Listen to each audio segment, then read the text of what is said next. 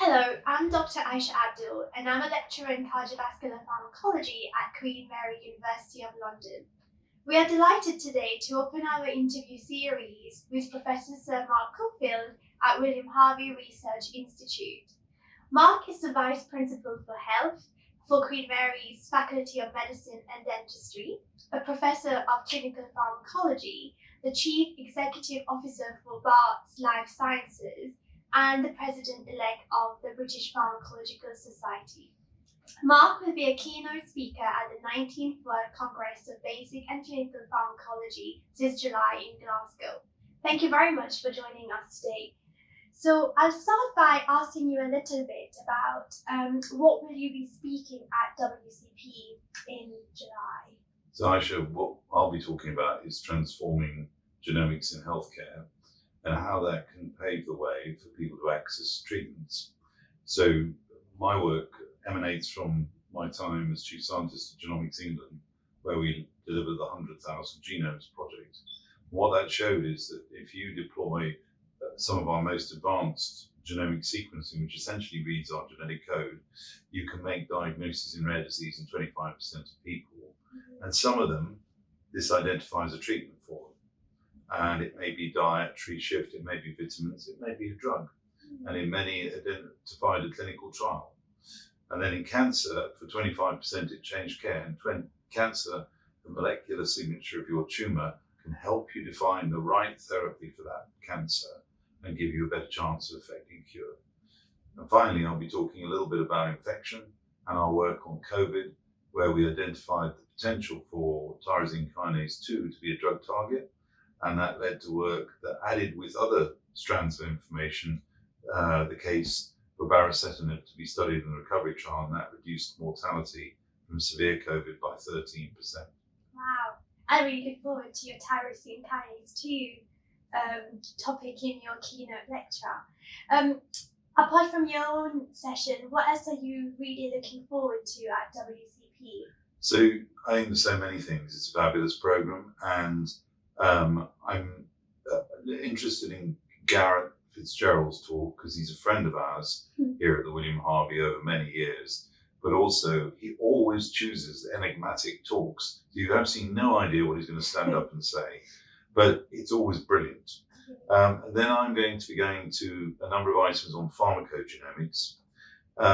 Been working with Hammersmith Medicine's research to establish the James Black Symposia, which are about beta blockers and other drugs.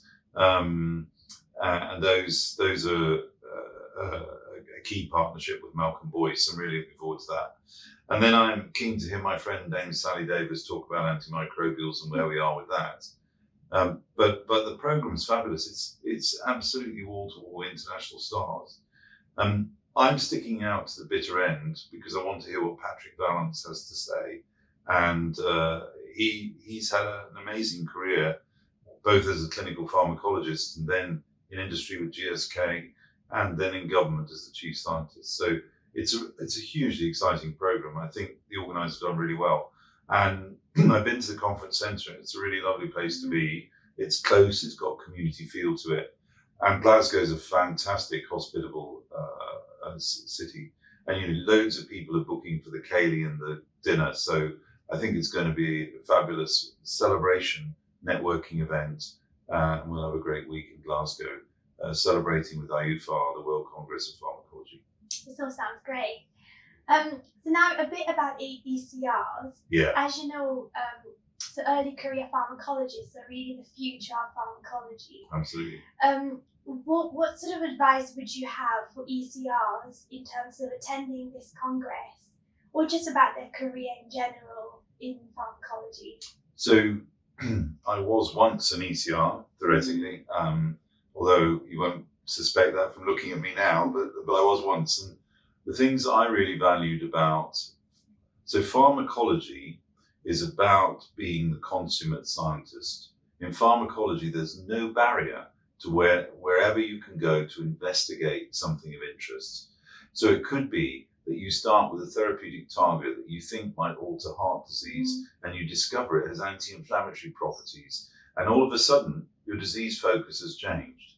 The other thing about pharmacologists is they're consummate scientists because they are talented in molecular drug design, they're talented in receptor pharmacology, and basic and clinical, and they're also talented in molecular medicine. And so they combine multiple disciplines into one. Think about this. To be a pharmacologist, you have to understand the biology of the disease really well. You have to understand the physiology of the disease. But the difference between you and a biologist and a physiologist is you make medicines. And that's what patients want. So it's a most fabulous specialism to be in. And I think everybody who joins us in Glasgow is going to have a great week. Mm-hmm. And I think looking at the program, the people, and including the quality of the abstracts that have come in, it's going to really stimulate ideas, and it'll be a chance to meet other ECRs. So I strongly encourage everybody to come. So thank you, Professor Mark Caulfield, for joining us today, and it's been a great pleasure to ask you a few questions. I very much look forward to your talk and seeing you at WCP 2023. If you have not registered for the meeting, please check out our website for details on the scientific program and registration. We have some really exciting sessions and activities for ECRs. This include career short talks, coffee with an expert, bootcamp sessions, and a range of social activities.